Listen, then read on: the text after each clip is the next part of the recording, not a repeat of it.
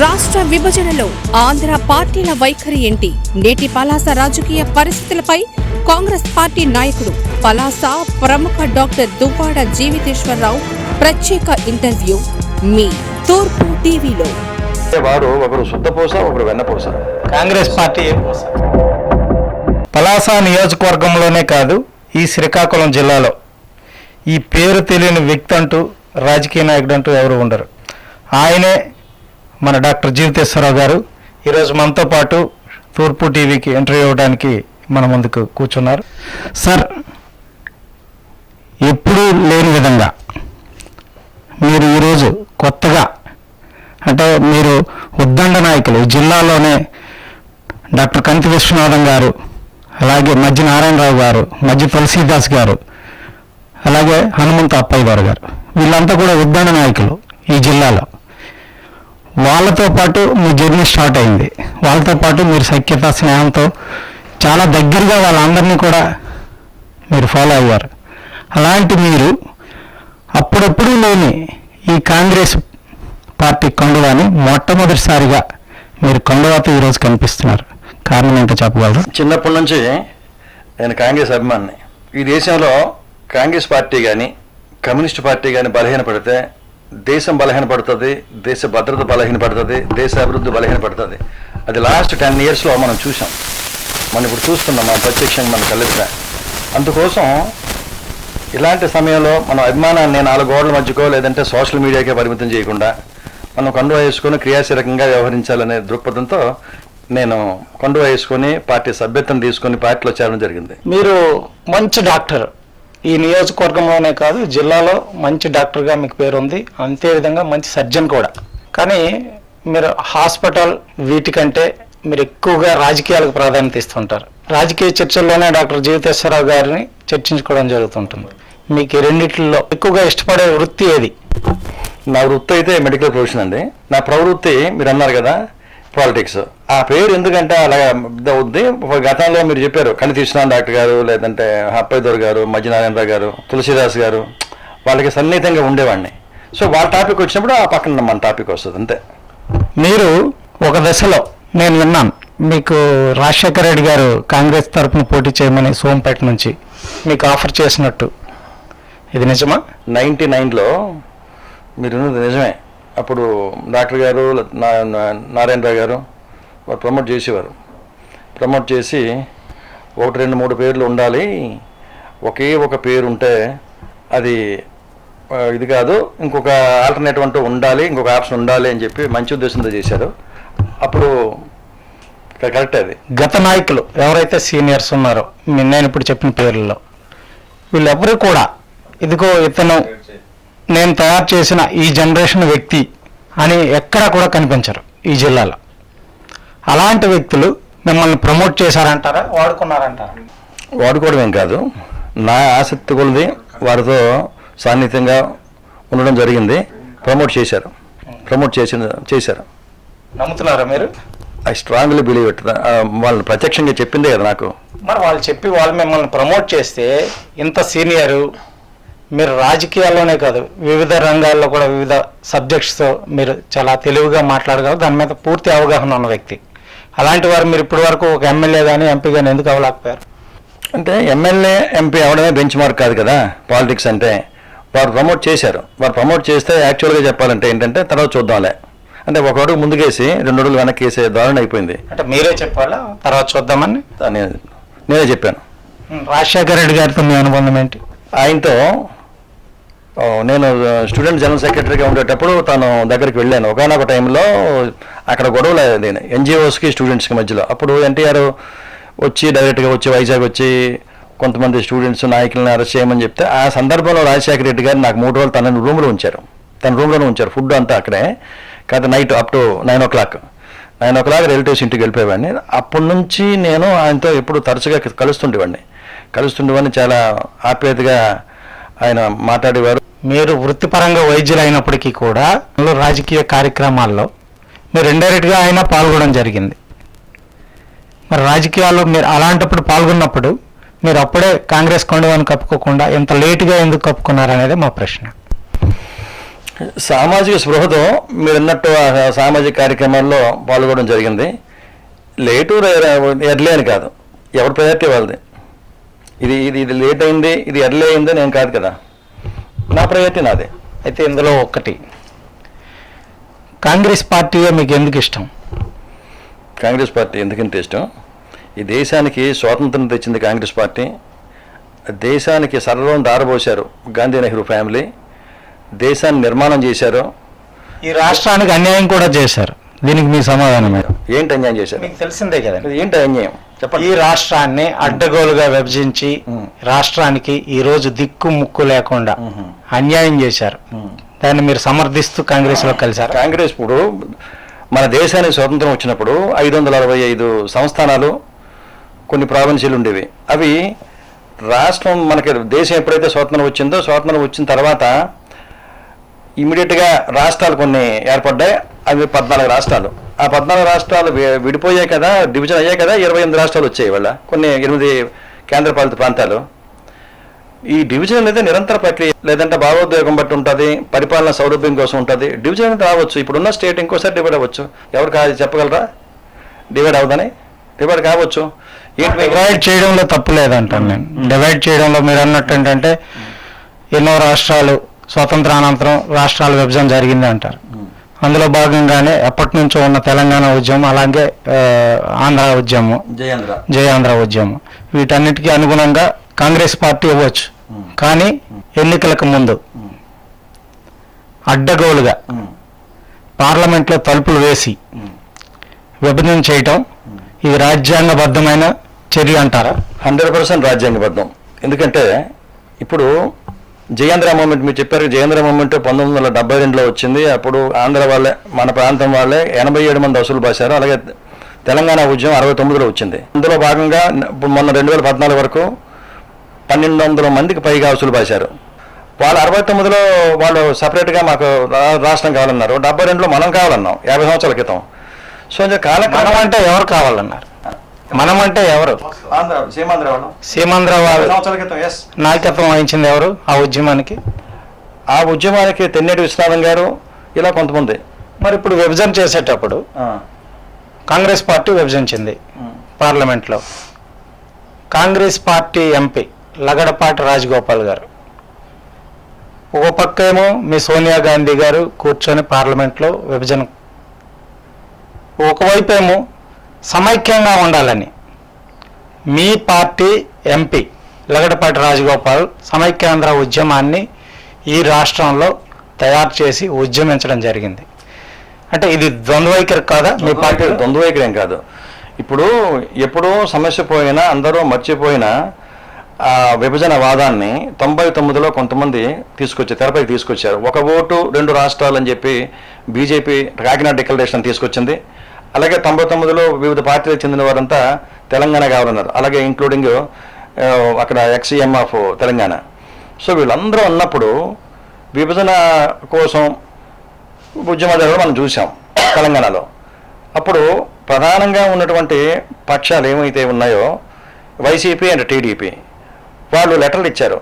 మేము తెలంగాణకి వ్యతిరేకం కాదు, తెలంగాణ సెంటిమెంట్ని గౌరవిస్తాం, తెలంగాణ విభజించండి, సెపరేట్ స్టేట్ ఇస్తే మాకు అభ్యంతరం లేదు, మీరు ఇచ్చేవాళ్ళు వాళ్ళు పుచ్చుకునేవాళ్ళు, మధ్యలో మేము ఇచ్చేవాళ్ళం కాదు పుచ్చుకునే వాళ్ళం కాదు అని చిలక పలుకులు పలికారు.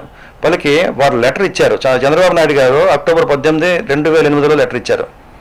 ఆయన ఎవరికి ఇచ్చారు? ప్రణబ్ ముఖర్జీ గారికి ఇచ్చారు. అలాగే వైసీపీ వాళ్ళు ఏమన్నారంటే PSCS committee chairman MV Mysore Reddy garu, KK Mahender Reddy అని గవర్నింగ్ కౌన్సిల్ మెంబరు పిఎస్సి, వాళ్ళు ఏమని ఇచ్చారంటే మేము సమన్యాయం పాటించండి ఆర్టికల్ 3 ద్వారా అనేసి. అంటే రాజ్యాంగ నిపుణులు ఎవరైనా మర్చిపోయి ఉంటారేమో ఈ ఆర్టికల్ 3 అంటే ఏంటో అని అంత పాపం చాలా డీటెయిల్డ్గా స్టడీ చేసి వాళ్ళు మైసూర్ రెడ్డి గారు, కేకే మహేందర్ రెడ్డి గారు సంతకాలు పెట్టి వారు 28/12/2012లో ఇచ్చారు. ఏమని ఇచ్చారంటే కలిసి ఉంటే ఉంచండి, లేదంటే విడగొట్టేసేయండి అనేసి. అంతకుముందే 2011లో మేము జూలై 8, 9 తారీఖుల్లో ఇడుపులపాయలో ప్లేనరీ పెట్టుకున్నాం. ఆ ప్లేనరీలో తీర్మానం చేసాం, వీఆర్ రెడీ, మీరు ఏం చేస్తే చేయండి, సమన్యాయం చేయండి అంటే సమన్యాయం చేయండి, విడగొట్టండి అని వాళ్ళు లెటర్ ఇచ్చారు. ఒక బాధ్యతాయుతమైనటువంటి పొజిషన్లో ఉండి కాంగ్రెస్ పార్టీ ఒక జడ్జి పొజిషన్లో ఉండి అవతల ప్రజల ఆక్రందన, యువతల పార్టీల తాలూకా ప్రధాన పార్టీల తాలూకా ఎక్సెప్ట్ కాంగ్రెస్ అండ్ సిపిఎం ఎవరు అంటే అందరూ ఇచ్చారు లెటర్లు. కాంగ్రెస్ లెటర్ ఇవ్వలేదు, సిపిఎం లెటర్ ఇవ్వలేదు, అందరూ ఇచ్చారు. అందరూ ఇస్తే కాంగ్రెస్ పార్టీ చేసే స్థానంలో ఉండేటప్పుడు కాంగ్రెస్ పార్టీ లెటర్ ఎందుకు? ఓకే అదే చంద్రబాబు నాయుడు గారు 2014లో ఆయన పుట్టినరోజు సందర్భంగా వరంగల్ నుంచి ఆయన ఏం మాట్లాడారంటే, తమ్ముళ్ళు అందరూ ఒకసారి ఇచ్చారు, నేను 2 సార్లు ఇచ్చారు, నాకు వల్లనే తెలంగాణ వచ్చింది, నాకు ఓటేమన్నాడు. వీరేమన్నారంటే వైసీపీ వాళ్ళు జనగామ అనే ఒక అసెంబ్లీ నియోజకవర్గంలో ఏమన్నారంటే, అసలు ఇదంతా చిన్నారెడ్డి గారి నేతృత్వంలో అదంతా చేసిందంతా మేమే, మా పార్టీయే, అందుకోసం మీరు విభజించేయండి అని వారన్నారు. అక్కడ ఆ మాట అనేసి మళ్ళీ ఆంధ్ర వచ్చారు. ఆంధ్ర వచ్చి కాంగ్రెస్ చెడగొట్టింది అని మాట్లాడారు. ఆ సందర్భంగా కన్ఫ్యూజ్డ్ స్టేట్లో సమైక్యాంధ్ర ఉద్యమం వచ్చింది. మీరు అన్నట్టు సమైక్యాంధ్ర ఉద్యమం వచ్చింది. సమైక్యాంధ్ర ఉద్యమం ఏంటంటే ఒక భావోద్వేగాన్ని రెచ్చగొట్టడం, పెట్టుడు ఉద్యమం, కల్పిత ఉద్యమం.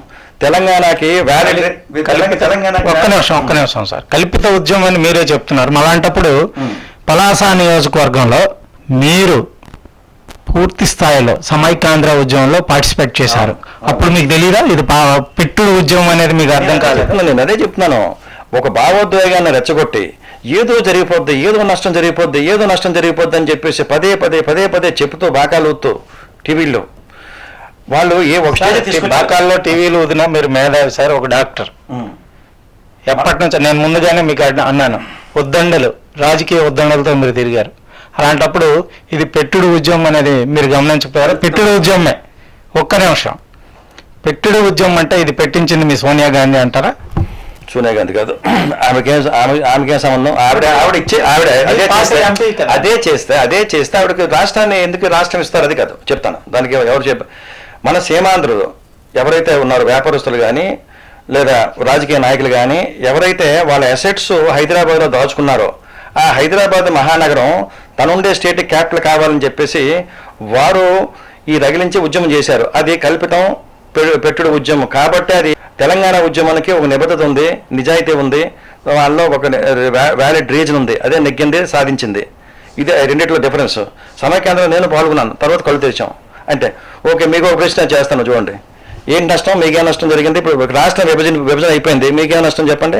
ఓకే, 5 కోట్ల ప్రజల్లో నష్టం. ఒక్క నిమిషం అండి, నష్టం జరగలేదని మీరు ఎలా అంటున్నారు? సమన్యాయం అని మీరు మాట్లాడారు. న్యాయంగా సమన్యాయం చేసి రాష్ట్రాన్ని విడగొట్టాలని చెప్పారు.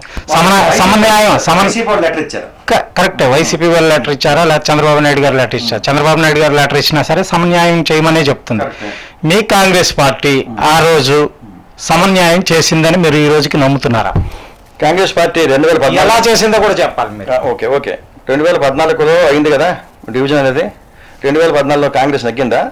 కాంగ్రెస్ పొందుపరిచారు. ఏం పొందుపరిచారు? అప్పుడు విభజన హామీలు అని పొందుపరిచి పోలవరం అన్నారు, తర్వాత రైల్వే జోను, ప్రత్యేక హోదా, రాజధాని, Uttarandhra Sujala Sravanthi, weaker areas like రాయలసీమకి, మన ఉత్తరాంధ్రకి ప్రత్యేక ప్యాకేజీలు, ఇవన్నీ చెప్పారు. ఇలాంటివన్నీ చాలా ఉన్నాయి. ఇవన్నీ చెప్పి అధికారంకి వచ్చిందా? ఎక్కడ అధికారం ఉందా? అక్కడలో అధికారం ఉందా? లేదు కదా. అధికారం ఉంటే చేసేవారు. అధికారం ఉంటే చేసేవారు అని అనడానికి పార్లమెంట్లో బిల్లు పెట్టి పార్లమెంట్లో చట్టం చేసి పాస్ చేసిన తర్వాత వచ్చే ఏ ప్రభుత్వం అయినా అమలు చేయాలి. బీజేపీ అమలు చేయలేదు అని అనేది రాష్ట్ర ప్రజల మీద ఖచ్చితంగా వాళ్ళ మీద చాలా కోపంతోనే ఉన్నారు. కానీ బీజేపీ ఒక మాట చెప్పింది, మన ప్రత్యేక హోదా, రాష్ట్రానికి రావాల్సిన ప్రత్యేక హోదా ఆ రోజు పార్లమెంట్ సాక్షిగా రూలింగ్లో ఉన్న మీ పార్టీ ప్రధానమంత్రి పార్లమెంట్లో చెప్పడం జరిగింది. అలాంటి మాటని క్యారీ చేయలేదు బీజేపీ అనేది ఇక్కడ ప్రజలు అనుకుంటున్నారు. కానీ క్యారీ చేయడానికి ప్రత్యేక హోదాని చట్టం చేయలేదు. ఎందుకు చేయలేదు అంటే ఇమ్మనా ఇవ్వద్దనా? ప్రత్యేక హోదా చట్టం కాదు అది. ఇప్పుడు ఆ ప్రక్రియ అనేది ఒక ప్రక్రియ సార్. ఆ రోజు జరిగిన ఒక్క నిమిషం సార్, ఆ రోజు జరిగిన ప్రక్రియ ఏదైతే ఉందో అది కరెక్ట్గా చేయలేదు. సమన్యాయం ఇక్కడే అంటున్నాను, సమన్యాయం చేయలేదు అని చెప్పడానికి. కరెక్ట్గా చేయలేదు కాబట్టి ఈరోజు ప్రత్యేక హోదా హక్కుగా తీసుకోవడానికి మనకి వీలవ్వట్లేదు. ఇక్కడున్న పార్టీలు, ఏ పార్టీ అయినా సరే, వైసీపీ అయినా సరే, టీడీపీ అయినా సరే. చంద్రబాబు నాయుడు గారు ఆఖరి రోజు వరకు పోరాడారు. బీజేపీతో ఆయన ఎన్డీఏలో ఉన్నప్పటికీ కూడా 2014లో ఆయన ముఖ్యమంత్రి అయిన తర్వాత వేచి చూసి ఆఖరి నిమిషంలో ప్రత్యేక హోదా ఇవ్వటం లేదనే ఉద్దేశంతో బీజేపీ మీద ఎదురు తిరిగిన రోజు బీజేపీ అనే మాట, మాకు ప్రత్యేక హోదా ఎందుకు ఇవ్వడం లేదని అంటే, పార్లమెంట్లో చట్టం చేయలేదు. చట్టం చేయొచ్చు కదా, ఎవరు ఆఫీసారు? కాంగ్రెస్ ఆఫీస్ ఉందా? అప్పుడు ఆ రోజు జరిగినప్పుడు చేయాలి కదండి. కాంగ్రెస్ విభజన జరిగేటప్పుడే చేయాల్సిన పనిని సక్రమంగా చేయనప్పుడు ప్రత్యేక హోదా ఎలా వస్తుంది? విభజన ప్రక్రియ అంటే ఏంటి అనుకున్నారు? ఎప్పుడు నుంచి జరుగుతుంది అది? 2013 నుంచి జరుగుతుంది. 2011 జూలై 31 సిడబ్ల్యూసీ ఒక నిర్ణయం తీసుకుంది. అంటే అది కంటిన్యూస్ ప్రాసెస్ అండి. అన్ని ఒకరోజు సంతకం పెట్టేసి ఒకరోజు అయిపోయింది, అది కాదు. అది బిల్ అది కాదు. నెక్స్ట్ 2014లో వచ్చిన ప్రభుత్వం చేయవలసిన పని అది. అది బీజేపీ అనండి, లేకపోతే కాంగ్రెస్, లేకపోతే ఎనీథింగ్ అదర్. ఒక్క రోజులో చేసేది కానప్పుడు పార్లమెంట్ లో ఆఖరి సమావేశంలో ఎందుకు చేయాల్సి వచ్చింది? ఒక సంవత్సరం ముందు మొదలు పెట్టాల్సింది. అవును, మొదలు పెట్టారు కాబట్టి ఆ రోజుకి అయింది. నెక్స్ట్ చేయాల్సింది ఏంటంటే, నెక్స్ట్ విభజించిన రాష్ట్రానికి ఒక రాజధాని లేదు, కొన్ని రాయితీలు ఇద్దాము అని చెప్పేసి నెక్స్ట్ ఉంటుంది. ఓకే, ఇప్పుడు ఎవరిని అడ్డేశారు? ఎవరిని ఇప్పుడు బీజేపీ వాళ్ళ కాంగ్రెస్ వాళ్ళు వచ్చి అడ్డేశారా, లేదంటే వైసీపీ అండ్ టీడీపీని అడ్డేశారా? చంద్రబాబు నాయుడు గారు 2 నాలుకల ధోరణి ఎప్పుడున్నాం. ఆయన ప్రత్యేక హోదా కావాలన్నారు, ప్రత్యేక ప్యాకేజ్ ఇచ్చింది. హోదా వల్ల ఏమవుతుంది? హోదాకి ఇస్తే అలాంటప్పుడు మీ కాంగ్రెస్ పార్టీ నుంచి పుట్టిన అంటే రూపాంతరం చెందినది అంతే. ఇక్కడ జరిగింది ఏంటంటే, మీ కాంగ్రెస్ పార్టీ రాష్ట్రానికి అన్యాయం జరిగింది కాబట్టి ఇక్కడ ఉన్నటువంటి నాయకులు, ప్రజలు అందరూ కూడా జగన్మోహన్ రెడ్డి గారితో, అంటే వైఎస్ఆర్ కాంగ్రెస్ పార్టీ అనేది ఎలాగంటే రూపాంతరం చెందింది. కాంగ్రెస్ రూపాంతరం దశలో ఇదొక భాగం. అలాంటప్పుడు వైసీపీ అనేది, వైఎస్ఆర్ పార్టీ కూడా ప్రత్యేక హోదా తెస్తామనే ఎజెండాతోనే అధికారంలోకి వచ్చారు. వాళ్ళు అడుగుతున్నారు, మరి ఎందుకు సాధ్యం కాలేదు? ఎవరు అడిగారు ప్రత్యేక హోదా? వైసీపీ వాళ్ళు అడిగారా? అడగలేదంట. ఎక్కడ అడుగుతున్నారు? ఉద్యమం చేశారా? ఇప్పుడు రాకపోయినా ఉద్యమం చేస్తేనే అడగటం అంటారా? అంతే కదా. అడుగుతారు, అడుగుంటారు, బహుశా అడుగుంటారు. ఇవ్వలేదు, ఇవ్వకపోతే నెక్స్ట్ స్టెప్ ఏంటి? ఉద్యమం చేయాలి కదా. మెడలో ఉంచేస్తామన్నారు. అంటే మెడలో ఉంచడం కరెక్టే. అంటే మనం అనుకోలేదు, వారి మీద వీరు అనుకున్నా కానీ వీరి మీద ఉంచారు. అది మెడలో ఉంచడం కరెక్టే. బట్ ఎక్కడ వచ్చింది? వాళ్ళు ఉద్యమిస్తే సాధించింది ఏముంది? ఉద్యమిస్తే అవుద్దు కదా. ఉద్యమం చేయలేదు అంటే అట్లీస్ట్ అటెంప్ట్ ఇవ్వలేదు వాళ్ళు. ఇప్పుడు అనమానండి, మోడీ ఎదురుగా ఫైట్ చేయమనండి చంద్రబాబు నాయుడుకి. మీరు మళ్ళీ అధికారంలోకి వస్తే మీరు ప్రత్యేక హోదాని ఇవ్వడం జరుగుతుందా? సాధ్యమా? అది ఫస్ట్ సంతకం రాహుల్ గాంధీ గారు చెప్పారు కదా, రిపీటెడ్గా చెప్తున్నారు కదా. ఇప్పుడు కాంగ్రెస్ పార్టీ ఇంత బలహీనపడడానికి కారణం ఏంటంటే విభజనవాదం. ఆ విభజనవాదంలో మీకు ఏమి జరిగిందంటే, చెల్లా చెదిరైపోయారు కాంగ్రెస్ వాళ్ళు. కాంగ్రెస్లో అధికారం పగ్గాలు చేపట్టి కేంద్ర మంత్రులు, రాష్ట్ర మంత్రులు, ఎమ్మెల్యేలు, ఎంపీలు ఎవ్వరు లేరు. కాంగ్రెస్ వాదాన్ని ఆగ్రహించిన జనాల దగ్గర కొంత సొద్దుమునిగాక మనం వెళ్ళి చెప్పాలి, ఇదంతా కన్విన్స్ చెయ్యాలి అని చెప్పే మనుషులు చెప్పేవాళ్ళే లేరు, వినేవాళ్ళు అంతకంటే లేరు ఆ రోజు. బట్ ఇప్పుడుంది. ఇప్పుడు 2014లో ఓకే, కాంగ్రెస్ పార్టీ అవి హామీలుగానే ఉంచేసింది, ఏదో చేయలేదు అంటున్నారు కదా. ఏమి 10 సంవత్సరాలు సరిపోతా బీజేపీ వాళ్ళకి కానీ, వైసీపీ, టీడీపీ వాళ్ళకి కానీ? బీజేపీ బీ టీమ్స్ ఇవి. BJP B teams. వీళ్ళు 25 ఎంపీలు అనుకుంటున్నాం మన భ్రమ. టీడీపీకి లేకపోతే వైసీపీకి ఎంపీలు, వాళ్ళు బీజేపీకి ఎంపీలు. మనం ఏదైతే ఓటు మనం హక్కు వినియోగించుకుంటున్నామో ఈ ఓటుకు వాల్యూ లేకుండా చేసేశారు టీడీపీ, వైసీపీ వాళ్ళు. అంటే మనం సపోజ్ ఎవరో వైసీపీకి వేస్తున్నారు, దానికి వాల్యూ లేదు, అది బీజేపీకి వెళ్తుందంటే. ఈవీఎంలో మార్చక్కర్లేదు. ఈవీఎంల లాగా దేనికి వేసినా ఈవీఎంలో బీజేపీ పడుతున్నట్టుగా ఏ పార్టీకి వేసినా అక్కడే పడుతుంది.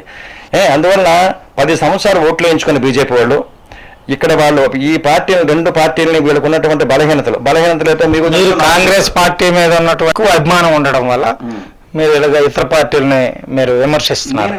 మీరు ఒక పౌరుడిగా, ఒక ఆంధ్రప్రదేశ్ పౌరుడిగా, ఓ బాధ్యతాయుతమైన పౌరుడిగా, ఒక డాక్టర్గా, సమాజాన్ని గురించి మీరు పూర్తి స్థాయిలో అవగాహన ఉన్న వ్యక్తిగా, కాంగ్రెస్ పార్టీ ఆంధ్రప్రదేశ్ ప్రజలకి, విద్యార్థులకి, ఉపాధి రంగాన్ని, వీటన్నిటిని ఈరోజు దెబ్బతినడానికి కారణం కాంగ్రెస్ పార్టీ అని ప్రజలందరూ నమ్మి మీ పార్టీని విడిచిపెట్టి దాంట్లోకి వెళ్ళారు. కానీ మీరు ఇప్పటి వరకు ఏ పార్టీలోనూ లేరు, కాంగ్రెస్ అభిమానిగానే ఉన్నారు. కానీ ఈ సమయంలో మీరు కాంగ్రెస్ పార్టీ కప్పుకున్నారు.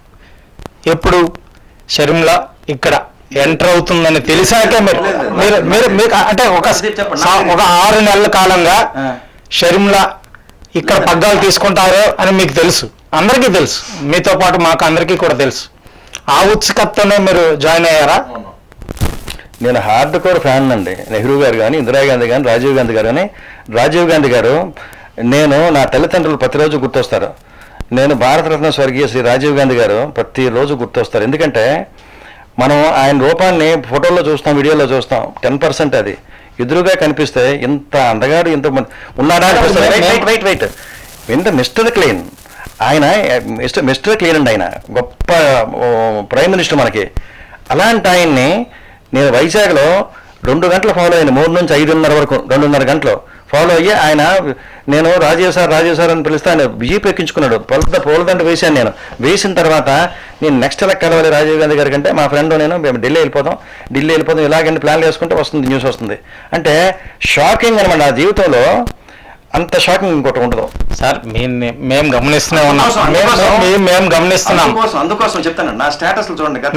అదే మీకు చెప్పబోతున్నాను సార్. మీ సోషల్ మీడియాలో స్టేటస్లు కానీ, మీ FBలో పోస్టింగ్స్ కానీ రాజీవ్ గాంధీ, రాహుల్ గాంధీ గారి గురించే ఉంటాయి. మేము నమ్ముతున్నాం. కానీ కాంగ్రెస్ పార్టీ ఇబ్బందుల్లో పడింది. నేను కాంగ్రెస్ పార్టీలో అప్పుడే చేరి, అంటే 9 సంవత్సరాల క్రితం ఇబ్బంది పడింది. ఆ 9 సంవత్సరాల క్రితం చేరి పార్టీకి అండగా ఉంటాననుకుండా ఈ ఆఖరి నిమిషంలో వచ్చారు.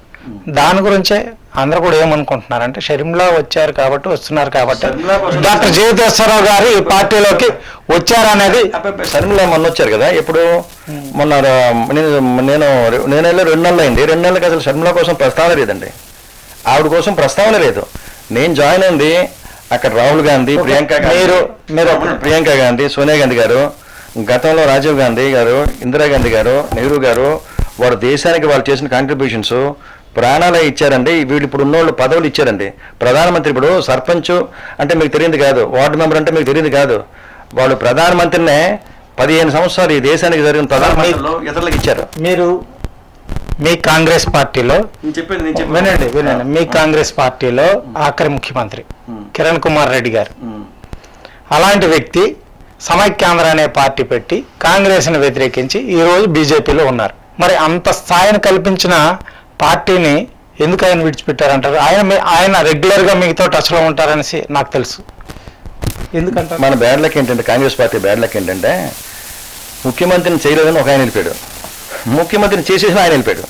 అంచేత అది ఎంత కాంగ్రెస్ పార్టీ డెస్టినీ అది. సరే, ఇప్పుడు మీరు 170 మీరు జర్నలిస్ట్కి మీరు క్వశ్చన్లు వేయడం కాదు, జర్నలిస్ట్ మీకు క్వశ్చన్ వేయడానికి వచ్చారు అక్కడికి. మీరు 175 నియోజకవర్గాల్లో 2024లో కాంగ్రెస్ పార్టీ పోటీ చేస్తుందా? పోటీ చేస్తుందండి. పోటీ చేయడానికి మీకు సమర్థవంతమైన నాయకత్వం మీ పార్టీలో ఇప్పుడు ఉందా? మీరేదో పోటీ చేస్తున్నాము 174 నియోజకవర్గాల్లో మేము పోటీ చేస్తున్నాం అనేది కాదు, సమర్థవంతమైన నాయకత్వం. సమర్థవంతమైన నాయకత్వం ఇప్పుడు మీరు చెప్తున్నారు కదా, ఉంది. సమర్థవంతమైన నాయకత్వం ఉందండి. మీరు ఎక్కడ పోటీ లేదు, పార్టీ ఏం చెప్తే చేస్తాను, అది మన చేతుల్లో లేదు కదా, మనం ఇండిపెండెంట్ కాదు కదా. పార్టీ ఏం చెప్తే చేస్తాను. మీరు ఇక్కడ పలాస నియోజకవర్గంలో ఎమ్మెల్యేగా పోటీ చేస్తున్నారా? పార్టీ పోటీ చేయమంటే పోటీ చేస్తాను. ఎంపీ ఎవరు? ఎంపీ నా పార్టీ విల్ డిసైడ్. శ్రీకాకుళం జిల్లాలో పార్టీ పేరు వినిపించేది ముఖ్యంగా పేరాడ పరమేశ్వరరావు గారు. అయితే కావచ్చు, దాని ఏముంది. పేరాడ పరమేశ్వరరావు గారు కూడా అక్కడ అధికార పార్టీ పేరాడ తిలక్ అనే వ్యక్తికి ఎంపీ టికెట్ ఇచ్చింది. తిలక్ ఇచ్చిన వెంటనే పేరాడ పరమేశ్వరరావు గారికి కూడా అదే ఆలోచన, అంటే ఎంపీగా వెళ్ళే ఆలోచన ఉన్నప్పటికీ కూడా ఇంటి పేరు ఒకటే అవడం వల్ల కన్ఫ్యూజ్ అవుతుంది అనే ఉద్దేశంతో తిలక్ చెప్పడం వల్లే ఆయన డ్రాప్ అవుతున్నారు అనేది ఇక్కడ సొసైటీలో కొంచెం తెలుస్తుంది, అంటే మాట్లాడుకుంటున్నారు. ఇది నిజమేనా? మీరు అత్యంత దగ్గరగా ఈ పార్టీలో ఉంటారు, మీకు ఈ జిల్లాలో పార్టీ వ్యవహారాల్లో మీకు తెలియని విషయం అంటూ ఏం లేదు. నాకు తెలియదని మాత్రం ఆన్సర్ చెప్పకండి. ఇప్పుడు వాళ్ళిద్దరు చెప్పాల్సిన విషయం అది నాకడేది, నేనే చెప్తాను. వాళ్ళిద్దరికి అడగండి. ఇప్పటి వరకు మనం దేశ రాజకీయాలు, రాష్ట్ర రాజకీయాల గురించి మాట్లాడుకున్నాం.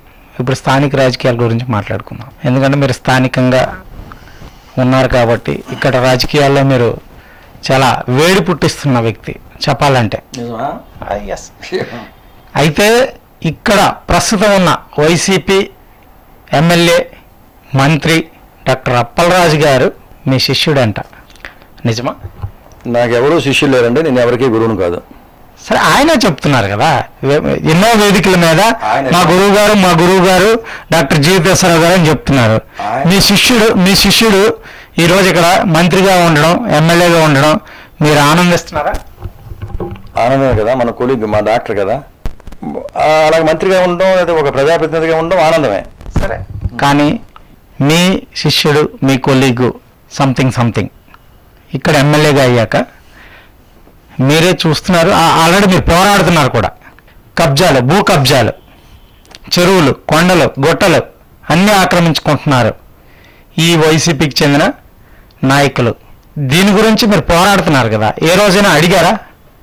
అప్పలరాజు ఇలా మీరు వచ్చారు, మీరు వచ్చిన నుంచి ఇక్కడ కొండలు గుట్టలు తరిక్కిపోతున్నాయి, దీని గురించి నేను పోరాడుతున్నాను, ఏ రోజైనా నేను స్పందించావా? దీని గురించి ఎందుకు మీరు చర్యలు తీసుకోవట్లేదని ఎప్పుడైనా అడిగారా? మీకు చనువు ఉంది కాబట్టి నేను అడుగుతున్నాను. పోరాటం అంటే ఒక వ్యవస్థ మీద పోరాటం చేయడం, అది ఒక వ్యక్తిగతంగా పోరాటం కాదు. ఎందుకంటే గతంలో వారు శుద్ధపూసలు, వీరు వెన్నపూసలు. గత టీడీపీ వారు శుద్ధపూసలు, వీరు వెన్నపూసలు. ఇప్పుడు ఇది అక్కడ మనుషులు, ఇక్కడ మనుషులు ఇప్పుడు పార్టీలు వేరైనా అక్కడ భావ సారూప్యత మాత్రం కబ్జాలు కామను. అది నేను చెప్తున్నాను, నేను చేయవలసిన పని యాక్చువల్గా ఇక్కడ టీడీపీ వాళ్ళు చేయాలా? ఏం చేస్తున్నారు? నేను చెప్పేదేనండి, మీరు అన్నట్టు ఇక్కడ వాళ్ళు అక్కడ, అక్కడ వాళ్ళు ఇక్కడ, అంటే ఇరు పార్టీల నాయకత్వం కబ్జాల విషయానికి వచ్చినప్పటికీ ఒకటైపోతున్నారు. అదే కదా మీ అభిప్రాయం? అలాంటప్పుడు నాయకత్వాలు, అటు శివాజీ గారు ఎమ్మెల్యేగా ఉండేటప్పుడు వీటి గోల బయటికి లేదు. కారణం ఏంటంటే ఆయన కంట్రోల్ చేసేవారు. ఇక్కడ మీ శిష్యుడు ఎమ్మెల్యేగా వచ్చిన తర్వాత ఆ కంట్రోల్ ఎందుకు చేయలేకపోతున్నాను? నేను అప్పలరాజు కబ్జాలు చేస్తున్నాను నేను అనట్లేదు, నాకు వచ్చినది కాదు. కబ్జాలు చేసే వారిపై ఉక్కుపాదం ఎందుకు పెట్టలేకపోతున్నాను అంటే ఇండైరెక్ట్గా చేయమని ఆయనే చెప్తున్నారా? ఇప్పుడు గతంలో లేదని మీరు ఎలా చెప్పగలరు? గతంలో లేదని ఇలా చెప్పగలరా? గతంలో ఉంది, గతంలో లేకపోవడం ఏంటి? ఖచ్చితంగా ఉంది. ఇప్పుడే సడన్గా 2019లో స్టార్ట్ అవ్వలేదే. 2000 ఇంతకు ముందు చేస్తున్న వెంచర్లు కంటిన్యూ అవుతున్నాయి ఇప్పుడు. దానికి చాలా విపరీతమైన అంటే రికార్డులే మాయం చేస్తున్నారు అనుకుంటున్నారు. రికార్డులు మాయం చేస్తున్నారు, భద్రంగా ఉన్నాయి రికార్డులు, భద్రంగా. మీరు పోరాటం చేశారు ఎన్నో సందర్భాల్లో, ఆర్డీఓకి, ఎంఆర్ఓకి, స్థానిక ఎంఆర్ఓకి మీకు కూడా మీరు రిప్రజెంటేషన్ ఇచ్చారు, ఆర్టీఐలు కూడా పెట్టారు.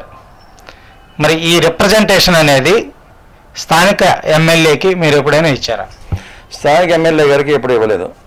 మీ పార్టీ ఒకవేళ మీ పార్టీ కాంగ్రెస్ పార్టీ అధికారంలోకి వస్తే ఇక్కడ జరిగిపోయిన కబ్జాలు, పేదల స్థలాలు ఏవైతే ఆక్రమించబడ్డాయో, డీ పట్టాలు ఇవన్నీ వదిలేద్దాం, మనం కొండలు గొట్లు పక్కన పడేద్దాం. పేదల ఇల్లు అంటే ఈ ప్రాంతంలో లేని ఎక్కడో ఉండే ఒక కూలీ నాలి చేసుకోవడానికి ఏ గుజరాత్ వెళ్ళిపోయిన వ్యక్తి కష్టపడి ఇక్కడ కొనుక్కున్న ఒక స్థలాన్ని ఇక్కడున్న కబ్జాకోరులు ఆక్రమిస్తే దాన్ని వాళ్ళు అక్కడే పడి ఏడుస్తున్నారు తప్పించి దీనికి ఏ ఒక్కరు కూడా చర్యలు తీసుకోలేదు, ఏ ఒక్కరు కూడా దీన్ని సాల్వ్ చేయలేదు. మీ పార్టీ గెలిస్తే మీరు అది తిరిగి ఇప్పించగలరా? ప్రయత్నం చేస్తామండి. సాధ్యమా అంటే సాధ్యం అంటే అబ్జెక్షనబుల్ ల్యాండ్స్ అని ఉంటాయి. సుప్రీంకోర్టు ఇచ్చిన జడ్జిమెంట్, సుప్రీంకోర్టు హైకోర్టు ఇచ్చినటువంటి జడ్జిమెంట్ని ఆనుకొని వీరు ఉత్తర్వులు జారీ చేశారు. గవర్నమెంట్ ఆఫ్ ఏపీ గవర్నమెంట్, మన గవర్నమెంట్ ఏం చేశారంటే ఆల్ కలెక్టర్స్కి 26 మంది కలెక్టర్లకి ఇచ్చారు. ఏంటంటే ఒక నీరు వాటర్ బాడీ చెరువులలో నీరు నిల్వ ఉండే చెరువులు కానీ, నీరు పారే బట్టలు కానీ, తాజ్మహల్ లాంటి కడ్డాలు ఉన్నా సరే ఎవిక్షన్ ఖాళీ చేయమన్నారు, ఇమీడియట్గా కేసులు పెట్టమన్నారు. ఇప్పుడు చూస్తున్నాము, సంవత్సరం దాటిపోయింది, ఆ ఉత్తర్వులు నా దగ్గర ఉన్నాయి. రాష్ట్ర ప్రభుత్వం ఏ రోజు ఇచ్చింది, ఎవరెవరికి ఇచ్చిందని చెప్పేసి ఇక్కడ అందరూ రెవెన్యూ డిపార్ట్మెంట్ అందరికీ వచ్చినాయి, తహసీల్దార్ల గట్రా.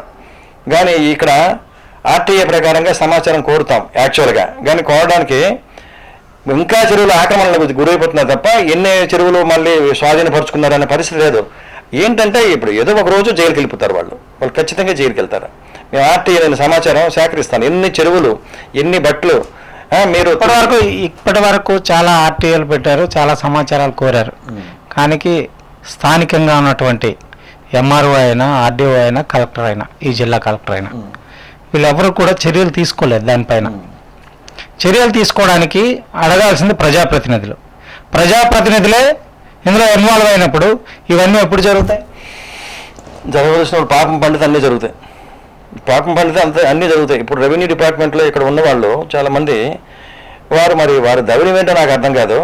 అన్నీ చేసేసి వాళ్ళు ఏదంటే ఇప్పుడు అలా అవసరమైతే రాజకీయాల్లో తూరిపోవాలి. ఈ కబ్జా మాఫియాకి వాళ్ళందరికీ కొమ్ము కాస్తూ అడ్డగోలుగా దొరికిపోయి రేపు జైలుకి వెళ్ళడం గ్యారంటీ. అయితే ఎవరు పట్టించుకోవట్లే, ఏమవుతుందిలే, గవర్నమెంట్ మారిపోతులే, మన మీద పైరువీలు చేయొచ్చులే అనుకుంటారు తప్ప, పట్టించుకుంటే ఇప్పుడు ఆర్టీఏ సమాచారాలు అన్నీ పెడుతున్నాను, అన్నీ ఉంటాయి, ఎక్కడికి వెళ్ళాలి అక్కడికి వెళ్తాయి, ఏదో రోజు వెళ్తాయి, ఖచ్చితంగా వెళ్తుంది. ఎందుకంటే ఇప్పుడు అధికారి అన్నవాడో లేకపోతే పొలిటీషియన్ అనేవాడు చదువుకున్నోడే కదా, ఆ మాత్రం ఇంగిత జ్ఞానం లేదా, ఆ మాత్రం జ్ఞానం లేదా?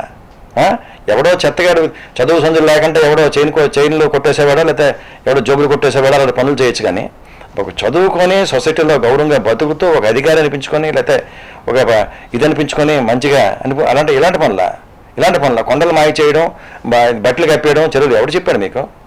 ఖచ్చితంగా ఇక్కడ ఇంకోటి, ఇక్కడ నేను చాలా ముఖ్యమైన విషయం ఒకటి చెప్తున్నాను.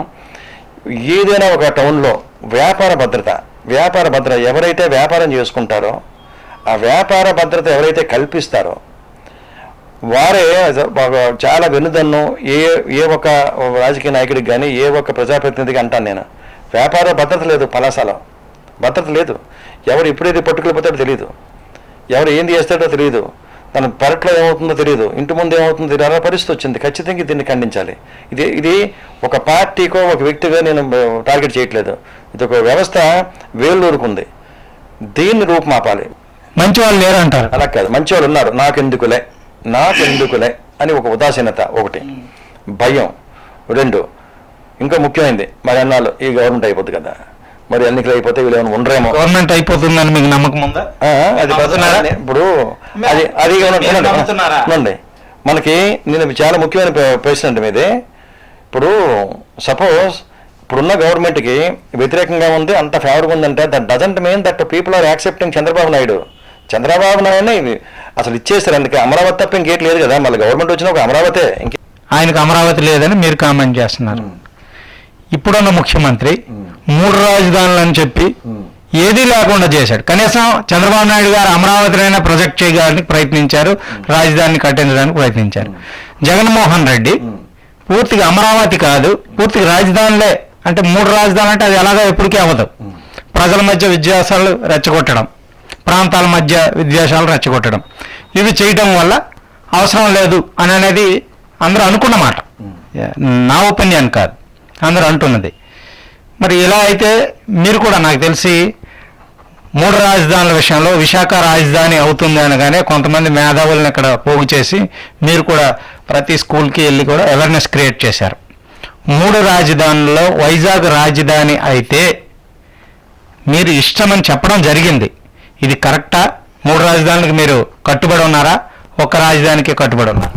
ఇప్పుడు కాంగ్రెస్ పార్టీలో చేరిన తర్వాత కాంగ్రెస్ పార్టీ పాలసీ అమరావతి అని రాహుల్ గాంధీ గారు అన్నారు. అమరావతిని రాహుల్ గాంధీ గారు అన్నది చంద్రబాబు నాయుడు కాన్సెప్ట్ కాదు. అక్కడ చంద్రబాబు నాయుడు ఏంటంటే పూర్తిగా రియల్ ఎస్టేట్ వెంచర్ చేసేదానికి, కానీ రాహుల్ గాంధీ గారు పరిపాలనా సౌలభ్యత కోసం అక్కడ సెక్రటేరియట్ కావాలి, అక్కడ ఒక అసెంబ్లీ ఉండాలి, అక్కడ గవర్నర్ అంతవరకే. చుట్టుపక్కల ఒక 5 లక్షల ఎకరాల్లో మీరు చెలరేగిపోండి, రియల్ ఎస్టేట్ వెంచర్లు చేయమని రాహుల్ గాంధీ గారు చెప్పలేదు. జగన్మోహన్ రెడ్డి గారు చేయడానికి ఆ రోజు ఏంటంటే ఈక్వల్గా డెవలప్ చేద్దాం, ఒక మంచి ఉద్దేశం మంచిగా గ్రహించాను. అవి అనుకున్నటువంటి వాళ్ళ తాలూకా పర్సనల్ ఎజెండా ఏం తెలియదు. పర్సనల్ ఎజెండా ఏమై ఉంటుంది అంటారు? వైజాగ్లో జగన్మోహన్ రెడ్డి గారు రాజధాని చేయాలని చాలా గట్టి పట్టుతో ఉంది. దానికి వెనుకున్న మీరు అంటున్నారు, ఇప్పుడు వెనుకున్న ఎజెండా ఏంటై ఉంటుంది? ఇప్పుడు విశాఖపట్నం ఎందుకు చేయాలనుకున్నారంటే Visakhapatnam already existing developed city, ఇంకా దానికి 5 లక్షల కోట్లు 10 లక్షల కోట్లు పెట్టుబడులు ఏమి అక్కర్లేదు. ఓ 10,000 కోట్లతో మొత్తం అంతా అయిపోద్ది.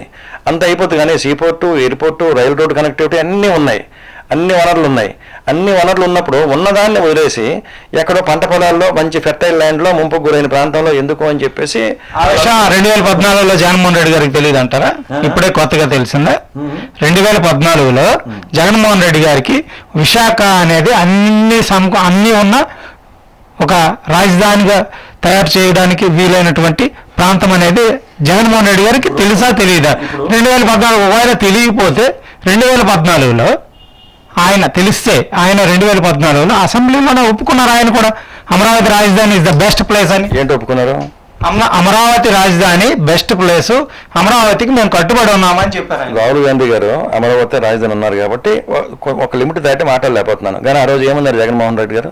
ఏమన్నారు? ప్రభుత్వ భూమి 30,000 ఎకరాల్లో చూడండి అన్నారు. ఆయన ప్రభుత్వ భూమి 30,000 ఎకరాల్లో చూడండి అన్నారు.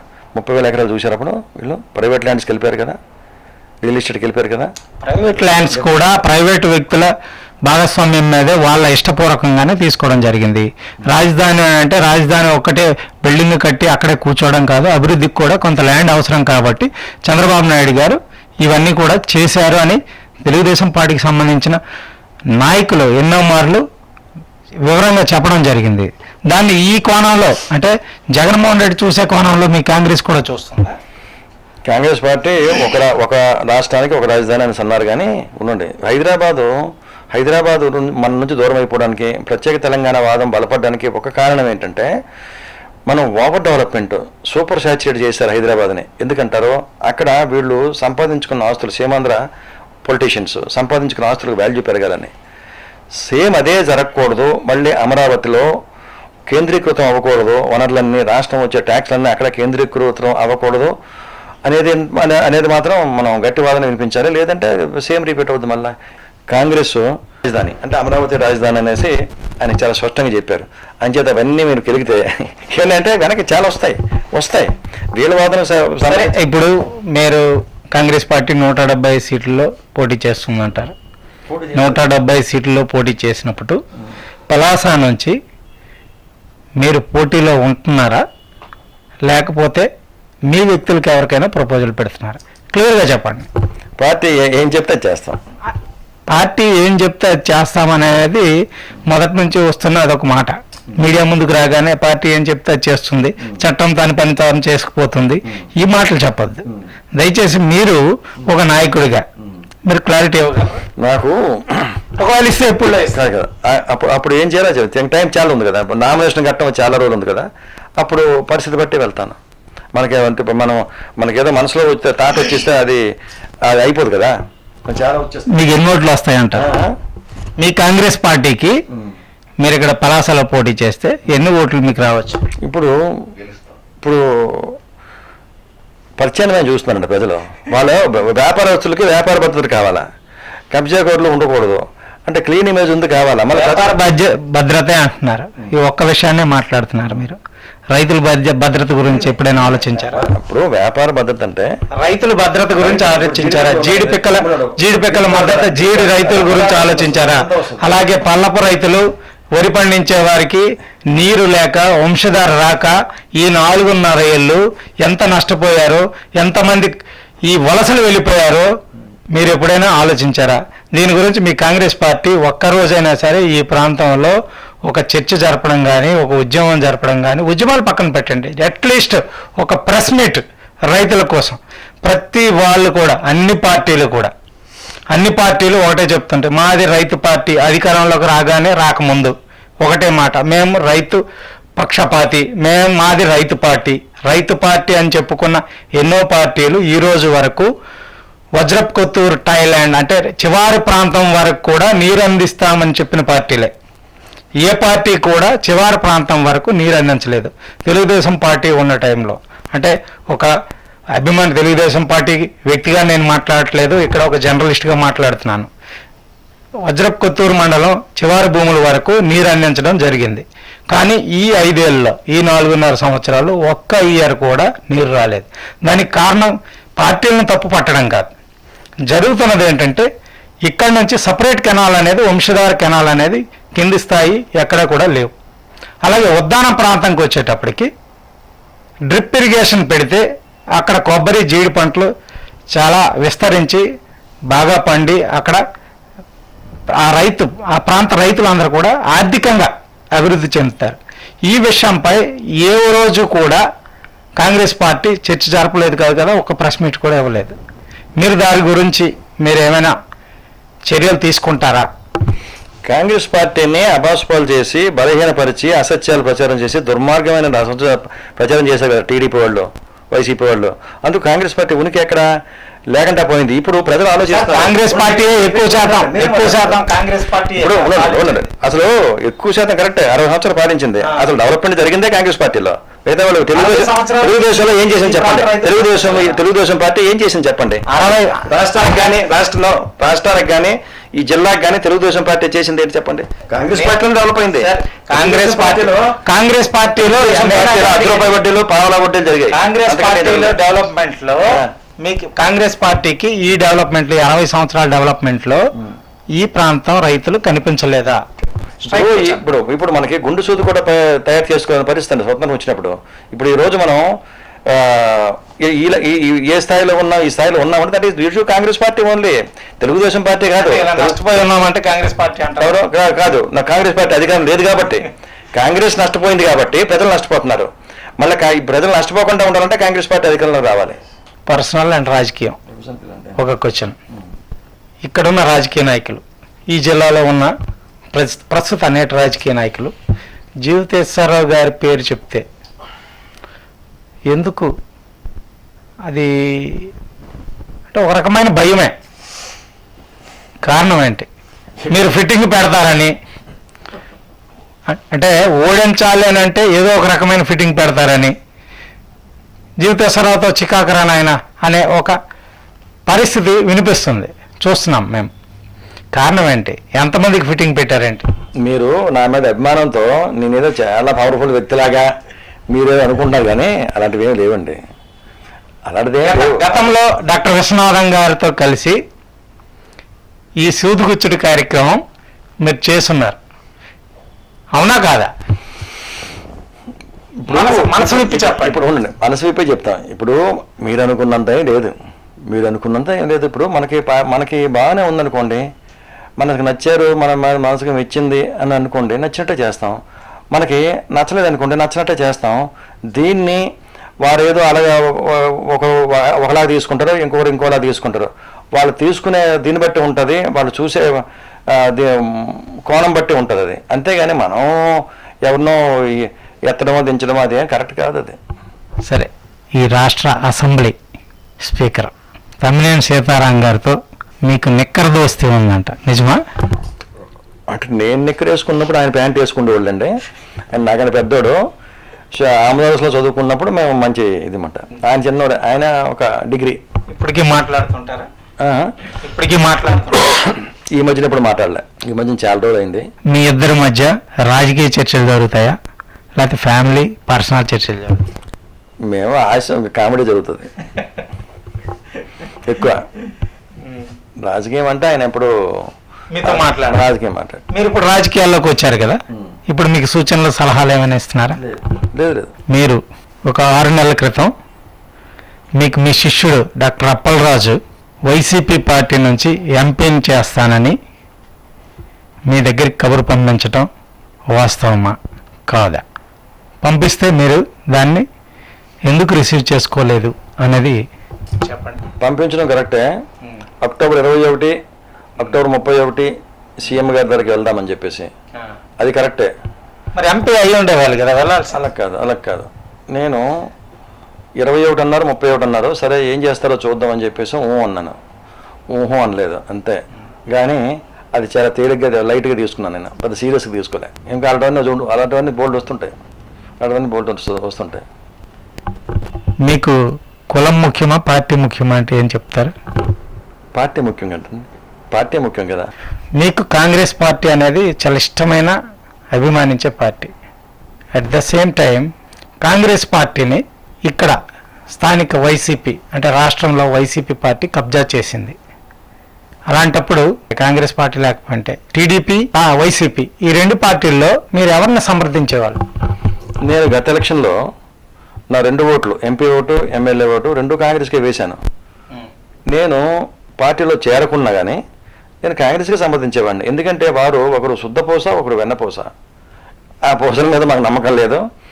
వాళ్ళ పాలసీస్ ఒకటే, కాకపోతే ఆ పదవుల కోసం వారి మీద వీరు. కాంగ్రెస్ పార్టీ ఏ పూస? కాంగ్రెస్ పార్టీ ఏ పూస? స్వచ్ఛమైన మేరేం బంగారం. అందుకే రాష్ట్ర ప్రజలు తిరస్కరించారంట. రాష్ట్ర ప్రజలు ఎందుకు తిరస్కరించారంటే ఆ రోజు 2014లో విభజన చేసేటప్పుడు కాంగ్రెస్ వాదాన్ని, కాంగ్రెస్ ఆమోదాన్ని తెలియజేయడానికి నాయకులు లేరు కాంగ్రెస్ పార్టీలో, వినడానికి జనం లేరు, జనం రెడీగా లేరు. అంటే ఆగ్రహవేశాలు అంటే వీళ్ళని రెచ్చగొట్టున్నారు, వాళ్ళని చెల్లా చెదురు ఎగిరిపోయారు. కాలం చాలా బలీయమైనది. అవి ఫుల్ఫిల్ అవ్వాలన్నా, అమలు జరగాలన్నా రావాల్సింది కాంగ్రెస్ పార్టీయే, చేయవలసింది కాంగ్రెస్ పార్టీయే. కాంగ్రెస్ పార్టీ విభజన చేసి కాంగ్రెస్ పార్టీ మీద కోపంతో 10 సంవత్సరాలు ఈ రోజుకి అయింది. ప్రజల్లో ఎటువంటి మార్పు లేదు. కాంగ్రెస్ పట్ల వైఖరిలో ఏ మార్పు లేదు. At the same time BJP మీద కూడా ఇదే వైఖరి ఆంధ్రప్రదేశ్ ప్రజలు చూపిస్తున్నారు. అందుకే టీడీపీ వైసీపీని చూస్తున్నారు. దీన్ని మీరేమంటారు? టీడీపీ వైసీపీయే మా రాష్ట్రానికి అభివృద్ధి చేయడంలో అన్ని విధాల అండగా ఉంటుంది. స్థానిక పార్టీలు, ఈ జాతీయ పార్టీలు అనేవి రోజుకు ఒక స్టాండ్తో పార్లమెంట్లో ఒక మాట బీజేపీ, తర్వాత బయటకు వచ్చాక ఆ ప్రభుత్వాన్ని ఏర్పాటు చేసిన తర్వాత ఒక మాట మాట్లాడి రాష్ట్రానికి అన్యాయం చేసిందని. అందుకే ఇరు పార్టీలను కూడా, ఇరు జాతీయ పార్టీలను కూడా ఆంధ్రప్రదేశ్ ప్రజలు తిరస్కరించారు. ఇప్పటికీ తిరస్కరిస్తున్నారు. ఇప్పటికీ ఏమాత్రం ప్రేమతో లేరు. దాన్ని మీరేమంటారు? కాంగ్రెస్ పార్టీని ప్రత్యామ్నాయంగా చూస్తున్నారు. ఇప్పుడు రెండూ చూసేశారు. అక్కడ సెంట్రల్లో బీజేపీ చూశారు, టీడీపీని చూశారు. 2014, 19, 24 వైసీపీని చూశారు. ఇప్పుడు ఖచ్చితంగా ప్రజల్లో అనూహ్యమైన మార్పు వచ్చింది. ఏ సర్వేల్లో కూడా అనూహ్యమైన మార్పు కనిపించలేదు. చాలా సర్వేలు ఈ మధ్య కాలంలో వచ్చాయి. ఎక్కడ కూడా కాంగ్రెస్ కానీ బీజేపీకి కానీ. బీజేపీ కనిపించదండి. సౌత్లో కనిపించదు, సౌత్లో ఉండదు.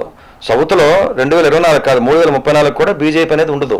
ఇప్పుడు బీజేపీ ఈ రాష్ట్రంలో బీజేపీ టీడీపీ ఒకట, వైసీపీ బీజేపీ ఒకట. మీ అవగాహన మేరకు ఏమనిపిస్తుంది మీకు? వైసీపీ బీజేపీ అంతర్గత పొత్తు, టీడీపీ బీజేపీ బహిర్గత పొత్తు కోసం వెంపర్లాడుతున్నారు. వెంపర్లాడడం అనేది కాదు, అదొక సమీకరణం. బీజేపీకి కానీ మీకు కానీ కనీసం 0% ఓట్లు కూడా లేనప్పుడు ఎవరెవరిని వెంపర్లాడుతున్నారని మీరు చెప్తున్నారు. కాంగ్రెస్ పార్టీ యథాతథంగా ఉంది రాష్ట్రంలో. కాంగ్రెస్ పార్టీ జిల్లాలో ఉన్నటువంటి పెద్ద నాయకులంతా ఏ పార్టీ వాళ్ళు? కాంగ్రెస్ పార్టీ కదా. వైసీపీలో ఉన్నవాళ్ళు మీకు ఏ అక్కర్లేదు. ఈ ఎలక్షన్ తర్వాత యథాతథంగా కాంగ్రెస్ పార్టీకే వచ్చి పునరుద్ధరణ జరుగుతుంది. అంటే వైసీపీ ఉండదంటారా? అవచ్చు. వైసీపీ కానీ ఓడిపోతే వైసీపీ ఉండదు. అదంతా వచ్చి కాంగ్రెస్లో మధ్య. ఓడిపోతే అంటే మరి మీరు గెలుస్తామంటున్నారంటే అది ఓడిపోతుందనే కదా. వైసీపీ లేకపోతే కాంగ్రెస్ పార్టీ లేకపోతే వైసీపీ. నేను అడిగేది సార్, కాంగ్రెస్ పార్టీ గెలుస్తుంది అని చెప్తున్నారంటే వైసీపీ ఉండదనే కదా. అంతే కదా. నమ్ముతున్నారు మీరు? నమ్ముతాను. కాంగ్రెస్ పార్టీ ఇప్పుడు ప్రజలు బేరీ చేసుకుంటున్నారు. ఏం జరిగింది? కాంగ్రెస్ పార్టీ ఇప్పుడు ఈ విభజన కోసం డీటెయిల్డ్ డిస్క్రిప్షన్ కానీ, ముఖ్యంగా యంగర్ జనరేషన్ కొత్తగా ఓటర్లు నమోదైన వాళ్ళకి దాన్ని తెలిస్తే కాంగ్రెస్కి వాళ్ళు చాలా అభిమానిస్తారు, ఓటేస్తారు, గెలిపిస్తారు. రాష్ట్ర రాజకీయాలు అలాగే దేశ రాజకీయాలు, స్థానిక రాజకీయాలు పట్టే పూర్తి అవగాహనతో మనకు అన్ని క్వశ్చన్స్కి కూడా ఆన్సర్ ఇచ్చి చాలా చక్కనైన ఇంటర్వ్యూని కంప్లీట్ చేశారు. ధన్యవాదాలు.